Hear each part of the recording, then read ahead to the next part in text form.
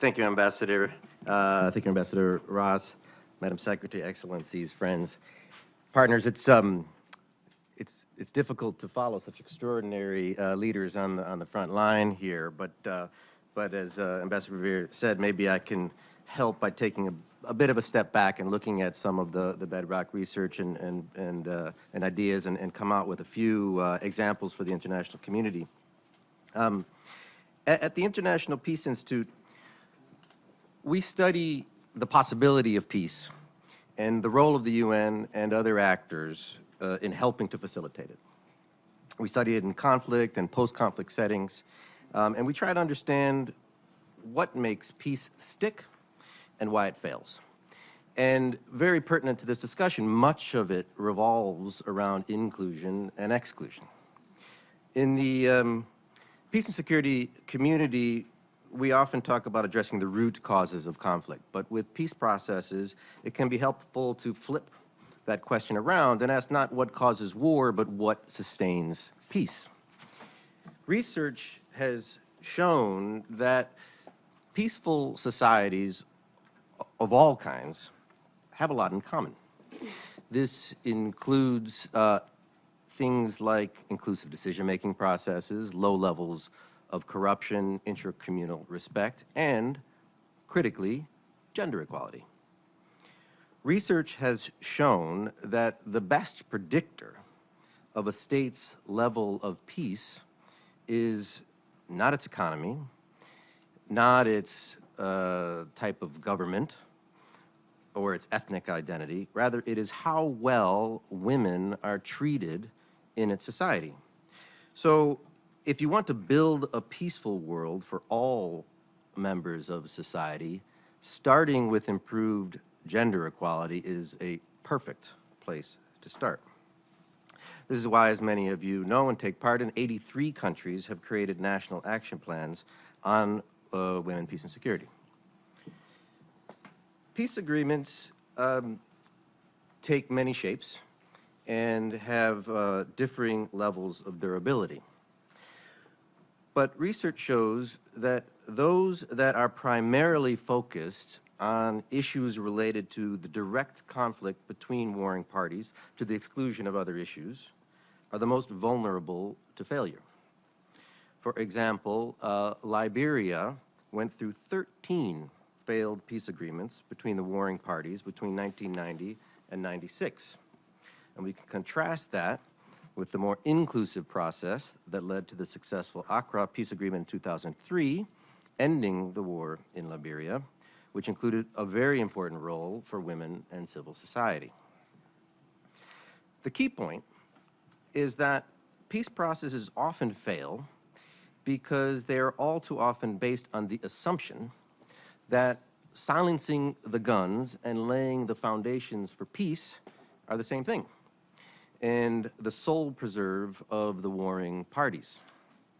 But restoring and sustaining peace after conflict is a whole of society endeavor. Women's substantive, key on substantive involvement in peace processes increases their potential for success and durability, as has been mentioned, because if women meaningfully participate, peace processes are less likely to be simply a negotiation about power among men with guns, and more likely to include broader issues about how to build a sustainable, peaceful society. So, for this room, going forward, the question becomes how to ensure women play a central role in the intra-Afghan peace process, and how can the international community help? At IPI, the head of our Women, Peace, and Security program, Dr. Sarah Taylor, who is over there, recommends an ecosystem approach. This means the focus should not be on simply getting women access to a negotiating table that has already been constructed, but to facilitate a process in which they are part of constructing the whole environment around the table. The international role needs to be about supporting the development of the conditions for meaningful participation across multiple levels and a variety of actors. 2 quick points on that. 1, focus on what works. There has been, as been mentioned, tremendous amount of progress on women's inclusion in Afghanistan over the last 20 years. As is evident by the extraordinary speakers on this panel and the Afghan Diplomatic Corps, this has produced a wealth of human capital and already active networks that will provide important resources to support in the coming period. I think this is evident, but suffice it to say, we don't have to start from scratch, nor should we. 2, be creative and persistent. This will be a long and complicated process with many ups and downs to be expected, and a creative, persistent approach to ensuring that women's voices are heard will be necessary. When I was thinking about these remarks, I was reminded of the example of the Colombian peace process. When the subcommission on gender was first developed, it was met with considerable skepticism in some quarters because it was not directly a part of the 10-by-10 negotiations.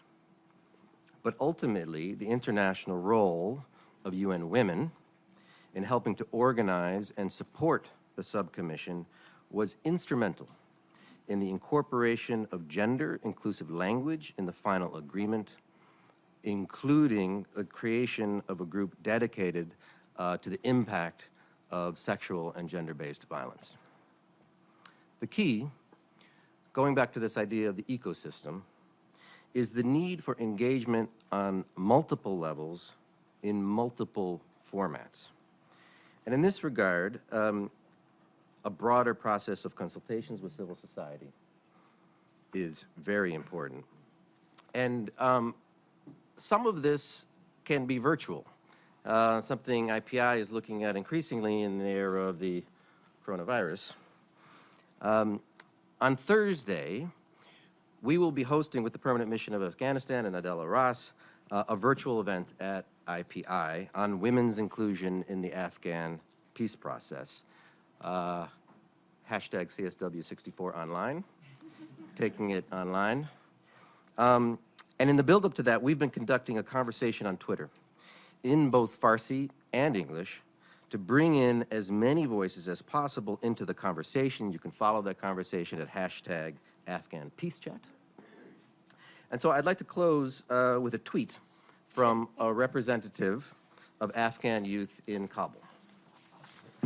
She writes, and this was just yesterday or 2 days ago, Masuma, my colleague there, will tell you. Quote, Afghan youth and women's priorities are the priorities of all Afghans. These priorities must be included in the peace process, not because they will benefit women, because they will benefit everyone. And I think that says it all.